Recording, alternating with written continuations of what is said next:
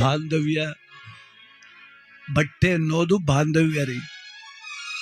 ಯಾರಿಗಾದ್ರೂ ಒಂದು ಉಡುಗೊರೆ ಕೊಟ್ಟರೆ ಅದನ್ನ ಬೆಲೆ ನೋಡೋದಿಲ್ಲ ನಾವು, ಕೊಟ್ಟವರ ಪ್ರೀತಿ ನೋಡ್ತೇವೆ. ಹಾಗೆ ಇವತ್ತು ಯಶೋದಮ್ಮನವ್ರಿಗೂ ಕೂಡ ಅವರ ತವರೂರು, ಅವರ ಅಕ್ಕ ತಂಗಿಯರು, ಅವರ ಬಂಧು ಬಾಂಧವರು ಒಂದು ಹೊಸ ಸೀರೆ ಕೊಡಿಸ್ತಾರೆ. ಏನು ಅವ್ರ ಹತ್ರ ಸೀರೆ ತಗೊಳ್ಳೋ ದುಡ್ಡಿಲ್ವಾ? ಯಾಕೆ ಕೊಡಿಸ್ಬೇಕು? ನಾ ಬಟ್ಟೆ ಕೊಟ್ಟು ಬಳಗ ಕಟ್ಟಿದೆ ಅಂತ.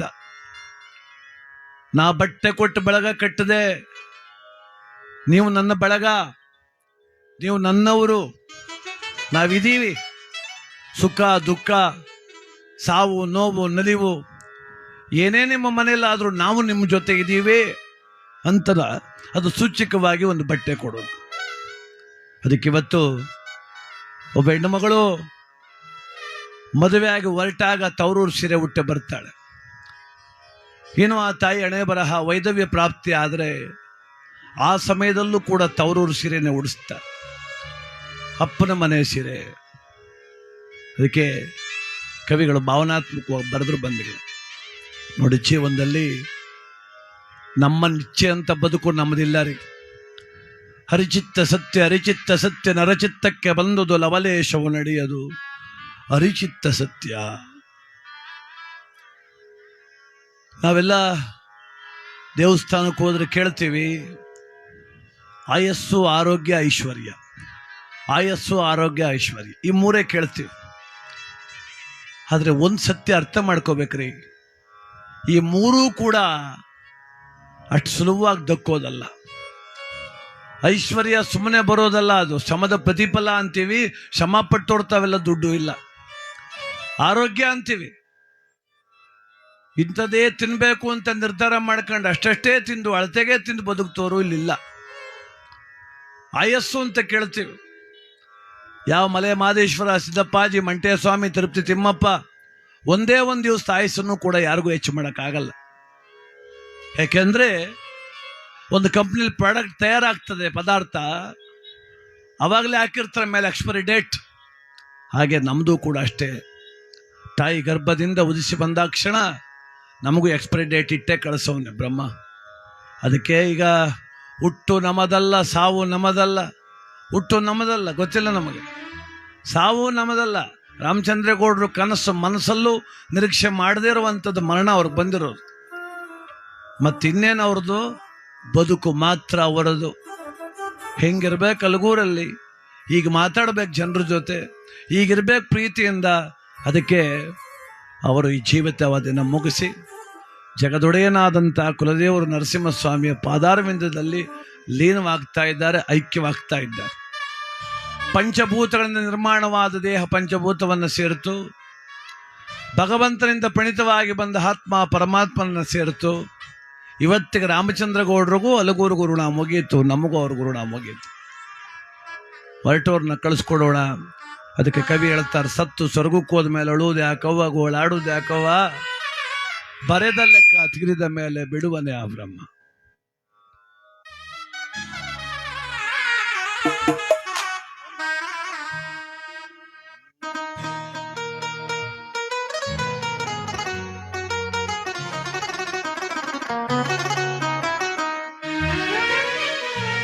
ಸತ್ತು ಸ್ವರ್ಗಕ್ಕೆ ಹೋದ ಮ್ಯಾಲೆ ಅಳುವುದು ಯಾಕವ್ವ, ಗೋಳಾಡುವುದು ಯಾಕವ್ವ, ಬರೆದ ಲೆಕ್ಕ ತೀರಿದ ಮ್ಯಾಲೆ ಬಿಡುವನೆಯ ಬ್ರಹ್ಮ. ರಾಮಚಂದ್ರೇಗೌಡ್ರೇ ಅಪ್ಪ,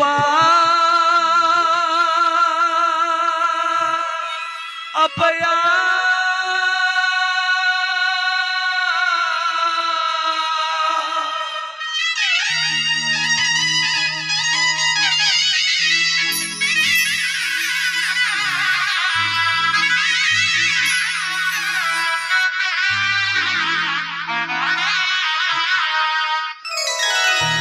ಸತ್ತು ಸ್ವರ್ಗಕ್ಕೆ ಹೋದ ಹೋದ ಮ್ಯಾಲೆ ಅಳುವುದು ಯಾಕವ್ವ, ಗೋಳಾಡುವುದ್ಯಾಕವ್ವ, ಬರೆದ ಲೆಕ್ಕ ಮುಗಿದ ಮ್ಯಾಲೆ ಬಿಡುವನೆ ಆ ಬ್ರಹ್ಮ, ಅಣ್ಣ ನಿನ್ನ ಬಿಡುವನೆ ಆ ಬ್ರಹ್ಮ. ಸತ್ತು ಸ್ವರ್ಗಕ್ಕೆ ಹೋದ ಮ್ಯಾಲೆ ಅಳುವುದು ಯಾಕವ್ವ, ಗೋಳಾಡುವುದ್ಯಾಕವ್ವ, ಬರೆದ ಲೆಕ್ಕ ಮುಗಿದ ಮ್ಯಾಲೆ ಬಿಡುವನೆ ಆ ಬ್ರಹ್ಮ.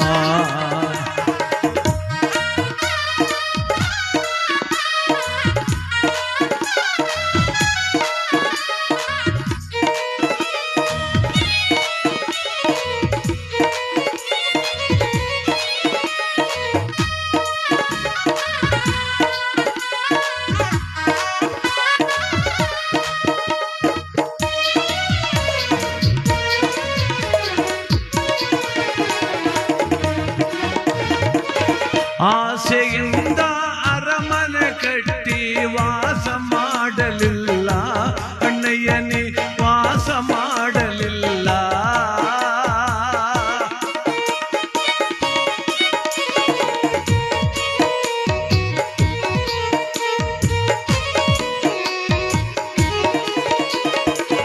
ಆಸೆಯಿಂದ ಅರಮನೆ ಕಟ್ಟಿ ವಾಸ ಮಾಡಲಿಲ್ಲ, ರಾಮಚಂದ್ರೇಗೌಡ ವಾಸ ಮಾಡಲಿಲ್ಲ. ಹಾಳಾದ ವಿಧಿಯು ಬಿಡದೆ ನಿನ್ನ ಸೆಳೆದುಕೊಂಡಿತಲ್ಲ, ಹಾಳಾದ ವಿಧಿಯು ಬಿಡದೆ ನಿನ್ನ ಸೆಳೆದುಕೊಂಡಿತಲ್ಲ, ನನ್ನಪ್ಪ ಸೆಳೆದುಕೊಂಡಿತಲ್ಲ.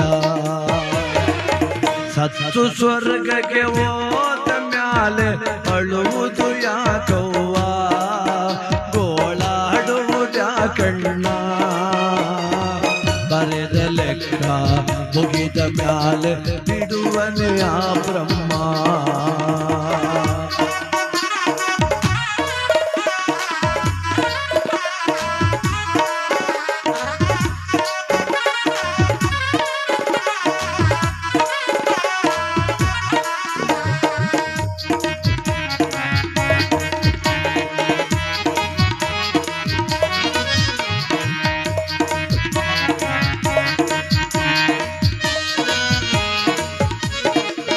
ನಿನ್ನ ಮಡದಿ ಮಕ್ಕಳ ಜೊತೆಯಲ್ಲಿ ಕುಳಿತು ಮಾತೊಂದಾಡಲಿಲ್ಲ, ತುತ್ತು ಅನ್ನವ ತಿನ್ನಲಿಲ್ಲ.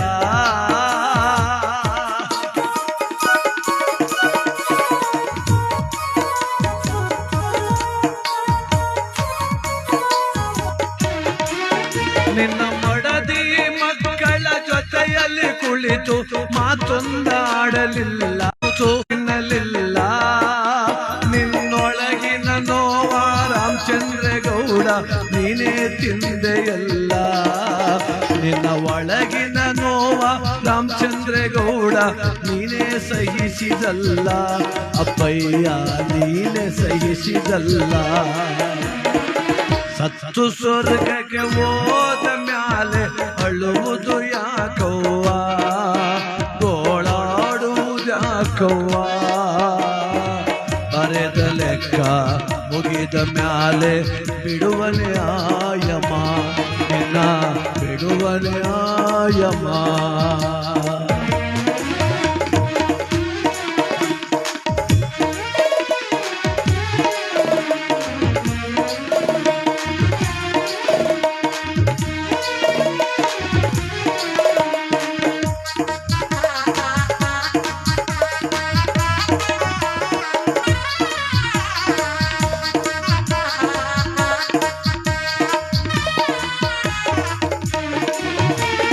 ಪೆಟ್ಟಿಗೆ ತುಂಬ ಅಣವಿದ್ದರೇನು ಪ್ರಾಣ ಉಳಿಸಲಿಲ್ಲ, ಅಣ್ಣಯ್ಯ ನಿನ್ನ ಜೀವ ಉಳಿಯಲಿಲ್ಲ.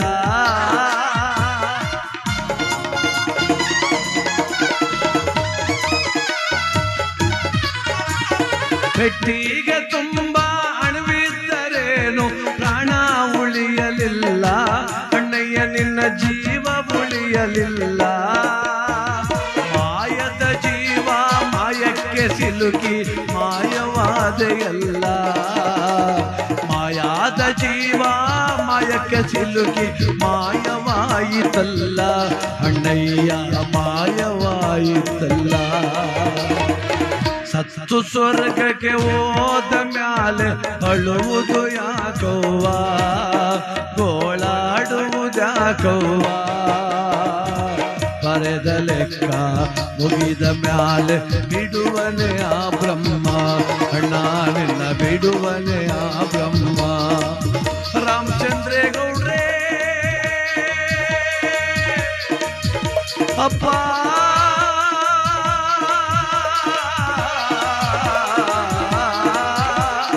ರಾಮಚಂದ್ರೇಗೌಡ ಅಪ್ಪ.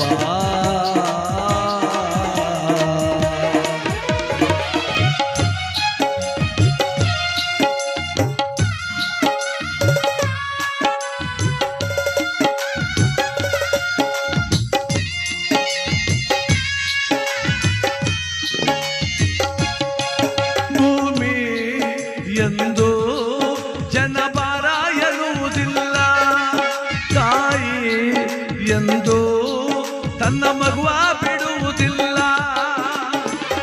ಇದ್ದು ಸತ್ತ ಹಾಗೆ ಮಗುವ ಬಿಟ್ಟ ತಾಯಿ, ತಾಯಿಗಿಂತ ಇಲ್ಲಿ ದೊಡ್ಡದಿಲ್ಲ ತಾಯಿ. ಸೀತಾ ಮಾತೆ ಸ್ಥಾನ ಗಂಡನ ಅನುಸರಿಸಿದರೆ, ಗಂಗೆ ಗೌರಿ ಸ್ಥಾನ ಕಥೆಯ ಅನುಸರಿಸಿದರೆ, ಗಂಡ ಹೆಂಡತಿ ನಂಟು ಬ್ರಹ್ಮ ಹಾಕಿದ ಗಂಟು, ಹುಟ್ಟು ಸಾವಿನ ನಂಟು ಹೃದಯ ಮಿಡಿಯುವವರೆಗೆ, ಪ್ರೇಮದ ತುತ್ತ ತುದಿಯವರೆಗೆ, ಬಾಳಿನ ಗುಟ್ಟು ತಿಳಿಯುವವರೆಗೆ.